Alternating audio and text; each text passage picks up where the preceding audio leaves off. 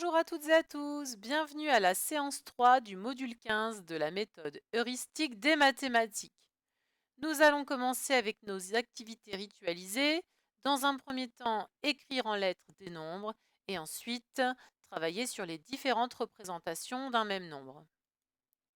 Dans un premier temps, je vous demande donc de m'écrire 5 et 6 en lettres. C'est parti, les parents, faites une pause sur la vidéo. 5 s'écrit comme ceci, C-I-N-Q. Nous avons ici le 1 de lapin et la lettre Q qui fait le son Q. Pour faire 6, il ressemble à 10 ce mot-là, c'est donc S-I-X, 6. Ici, la lettre X fait le son S. Passons à la suite. Une petite fleur des nombres, ça faisait longtemps. J'espère, les enfants, que vous allez pouvoir expliquer à vos parents le principe de cette fleur des nombres, que normalement vous avez déjà eu à faire à la maison en devoir de temps en temps, et que vous avez régulièrement l'occasion de faire à l'école avec évidemment du matériel. Ici, je vous propose de représenter 25 de différentes façons. C'est à vous de jouer. Faites une pause sur la vidéo. Alors, pour représenter 25, moi ici, j'ai pris plusieurs choses. Vous aviez à la maison la possibilité de faire autrement et vous pouviez aussi utiliser du matériel. Alors 25, si je le prends avec les cartes à jouer, 25, j'ai donc deux dizaines, deux groupes de 10. Alors c'est plus facile de prendre tout de suite les 10 et 5. Je pouvais donc choisir de représenter 25 comme ceci. Si je prenais les abacs, j'ai donc mes 5 unités. Mes 5 unités, ça doit être celui-ci. Et combien de dizaines? 2. Je peux donc représenter avec mon abac 25 comme ceci. Avec de la monnaie, donc là, de la même façon que je l'ai fait avec les cartes, je retrouve mes deux dizaines, mes deux groupes de 10. Donc je prends mes deux billets de 10. Et pour faire 5, je vais avoir besoin de 5 pièces de 1 euro. Si à la maison vous aviez de la monnaie factice, vous pouviez l'utiliser, ou même de la vraie monnaie, hein, c'est tout à fait possible. Vous pouviez aussi utiliser des pièces de 2 euros ou un billet de 5 euros, évidemment. Vous pouviez aussi, 25, vous pouviez aussi le faire avec les mains. Hein, on aurait pu imaginer emprunter les mains des petits frères et des petites sœurs, des papas et des mamans. Pour faire 25, j'ai aussi besoin de deux groupes de 10, donc finalement des mains de deux personnes. Là, j'ai 10 doigts et encore 10 doigts. Et il va me manquer 5 doigts. Donc ça, c'est juste une main. Ici, j'ai 25 doigts. Pour faire 25, je peux aussi utiliser les mots nombres, hein, tout simplement. Donc 20, c'est celui-ci. Je n'oublie pas qu'entre deux mots nombres, je dois mettre un trait d'union. 25.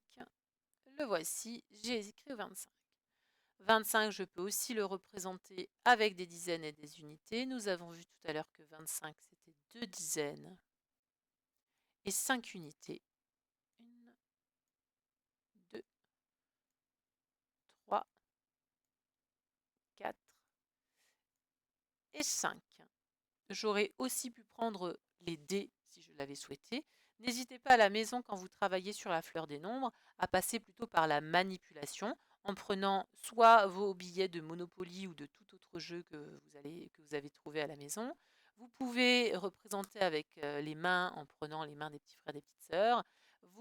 Si vous avez des abacs, pourquoi pas. Les jeux de cartes, je pense que tout le monde a ça à la maison. Vous pouvez donc les utiliser pour faire 25, pour vous éviter de dessiner.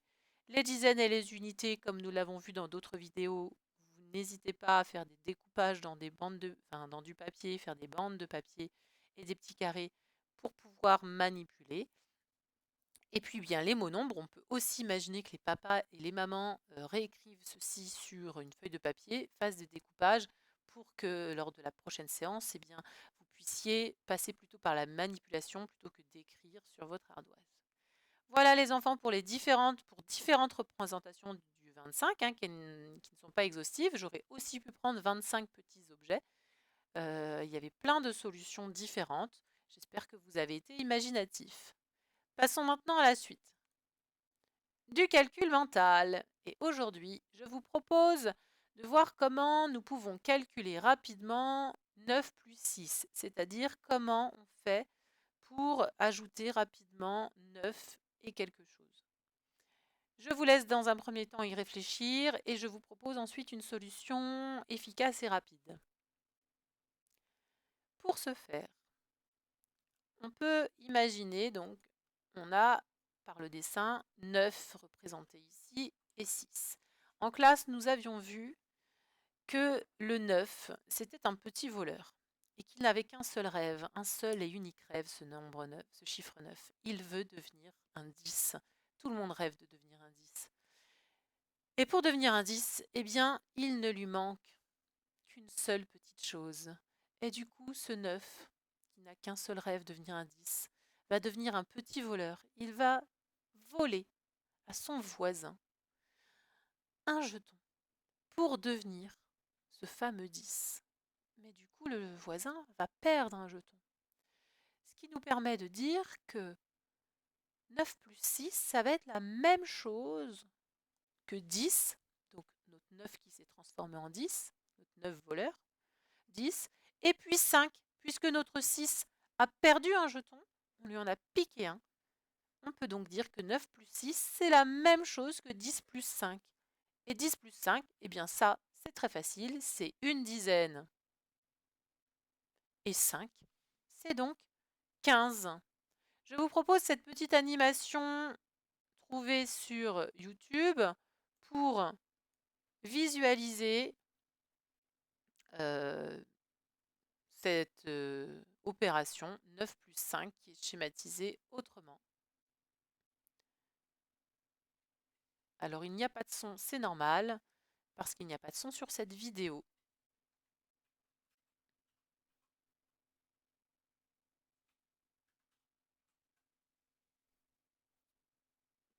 Donc là, on voit que le 9 va souhaiter prendre un des jetons du 6 et le 6 va se réorganiser. Alors vous n'aurez peut-être pas tout exactement sur votre écran.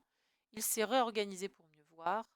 On peut donc dire que 9 plus 6, c'est la même chose que 9 plus 1 plus 5, donc 10 plus 5.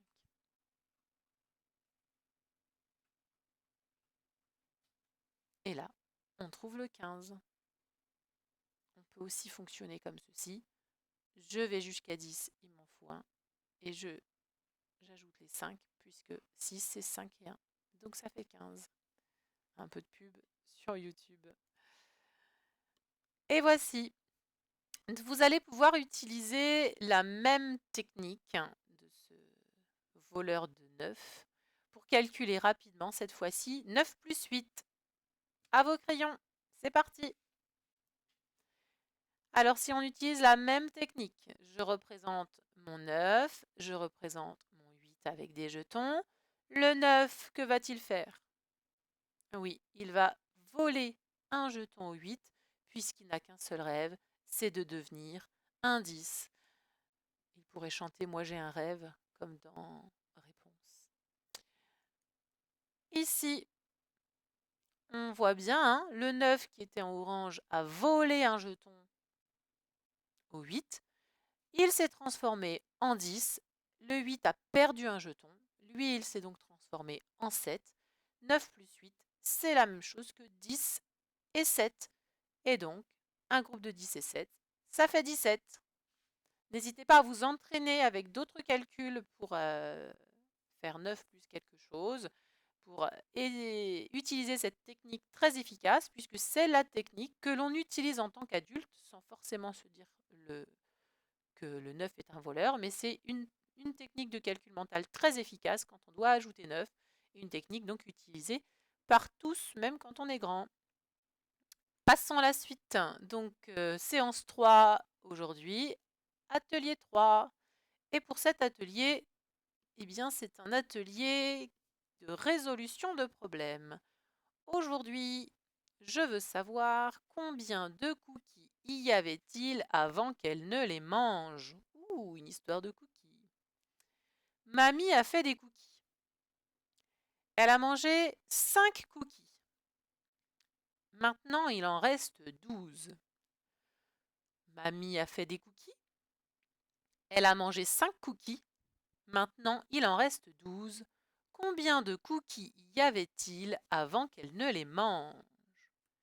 Alors, ce que je vais vous demander, c'est une phase de recherche, éventuellement schéma, en barre, vous vous souvenez. Un calcul et une phrase réponse. Les parents, c'est le moment de faire une pause sur la vidéo pour laisser du temps à votre enfant de trouver la réponse. Alors pour la partie recherche, vous pouviez donc partir du principe que là, ce sont les 5 cookies que mamie a mangés. Ça, ce sont les cookies qui restent. Elle en a mangé 5 et puis il en reste 12. Moi, ce que je veux savoir, c'est combien il y en avait au départ. Donc je veux tout ça. Et pour calculer ce qu'il y a là, ça fait penser à notre mini fichier pyramide qui est un peu présenté dans l'autre sens. Dans un sens, il faudrait presque que je mette ça au-dessus pour que ce soit plus clair pour le mini fichier pyramide. Quelle opération dois-je faire pour trouver ceci? Tout à fait, c'est une addition. Oh pardon.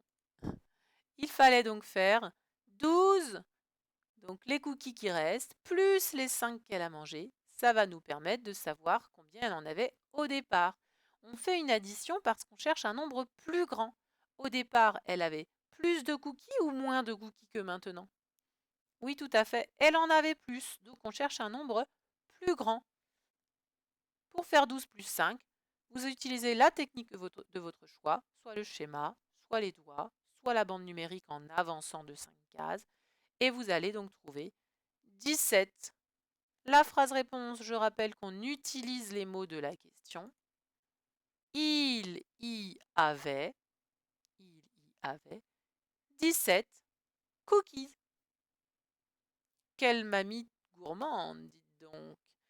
Maintenant que nous avons rappelé comment procéder pour résoudre un problème, je vais vous demander de me résoudre ce problème-ci. Et cette fois-ci, je ne vais pas vous proposer de réponse. Je vais vous demander de publier, de poster votre réponse en commentaire sous la vidéo. Je compte sur vous. Faites une phrase réponse qui commence par une majuscule qui se termine par un point dans laquelle il n'y a pas d'erreur d'orthographe. Et si possible, si vous pouviez me mettre le calcul, eh bien n'hésitez pas parce qu'il me semble qu'on ne peut pas partager de photos de vos travaux. Je compte sur vous, je vous lis le problème. Déjà ce sera fait, je vous laisse le résoudre et je vous dis à bientôt. Combien y a-t-il de fruits? Combien y a-t-il de fruits? Dans le sac de course, il y a 5 bananes, 6 oranges et 10 pommes. Dans le sac de course, il y a 5 bananes, 6 oranges et 10 pommes. Combien y a-t-il de fruits? Alors n'oubliez pas de me donner votre réponse en commentaire sous cette vidéo. Mettez votre prénom en signature et je vous dis à très bientôt.